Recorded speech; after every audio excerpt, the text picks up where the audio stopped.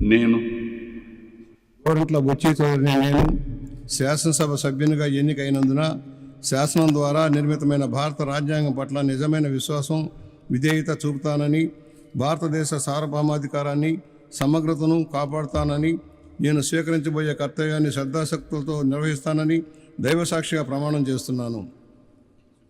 నేను